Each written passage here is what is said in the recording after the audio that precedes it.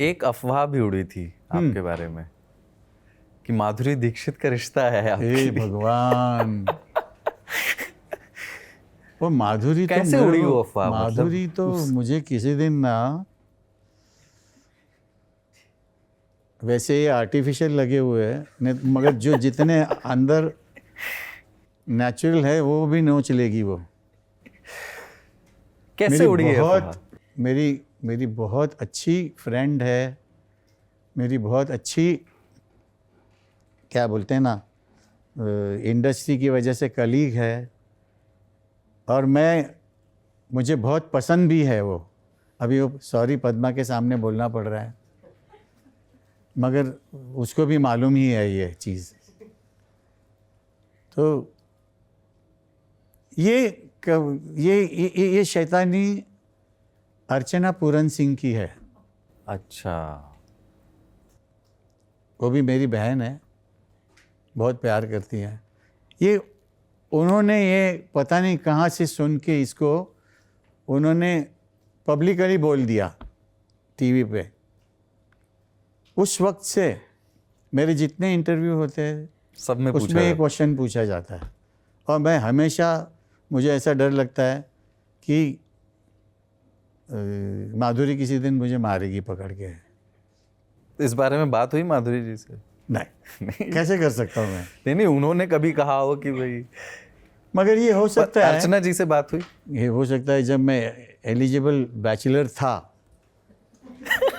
अभी भी मन में ख्याल तो है कि यार क्या पता अफवाह ही ठीक है पर चलती रहे। नहीं, मैं अगर उससे शादी कर लेता तो पद्मा की जगह वो बैठी होती ना। तो शादी आपने देर से की। मगर वो हो सकता है कि तब होता था ना, मैट्रिमोनियल कॉलम आता था, तो मेरे घर वाले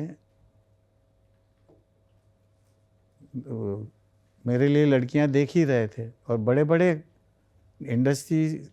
इंडस्ट्रियल फैमिली से भी लड़कियां, मुझे प्रपोजल्स आए थे।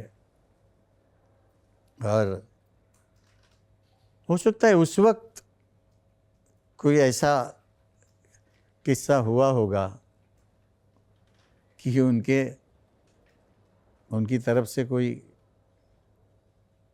फोन वोन आया होगा। ये अभी भी मानते हैं? उनके ये फादर, अभी भी मानते हैं कि कुछ हुआ होगा? उनके फादर की तरफ से। तो कोई इंक्वायरी? हाँ, मतलब, मगर ये लिख के आता है कि सुरेश वाडकर ने उसको इसलिए मना किया कि वो बहुत पतली थी। पतली तो थी वो, अगर अबोध पिक्चर आप देखेंगे तो उसमें ऐसी पतली थी लड़की वो। आपने मना तो नहीं किया? आप तक बात पहुंची नहीं? मैं कैसे मना करता? मगर तब तक पद्मा मेरी जिंदगी में आ चुकी थी। पद्मा मेरी स्टूडेंट जी रही जी। है, और शी वॉज सो फोकस्ड। ये नहीं कभी उसने बोला कि मैंने शादी आपसे करनी है।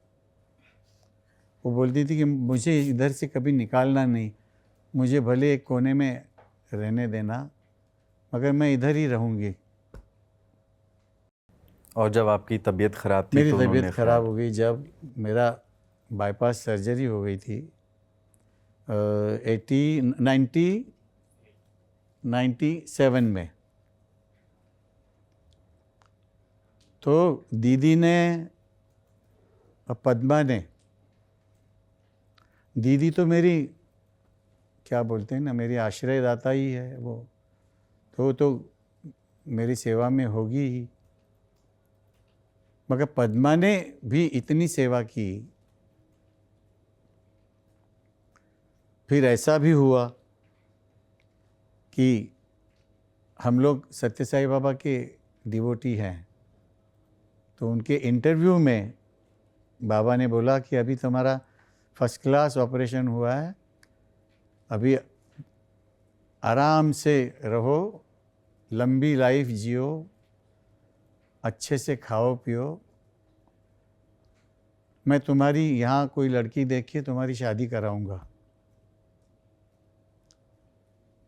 तो वो पदमा बाहर आके उसने रोना शुरू कर दिया, वो भी इंटरव्यू में थी।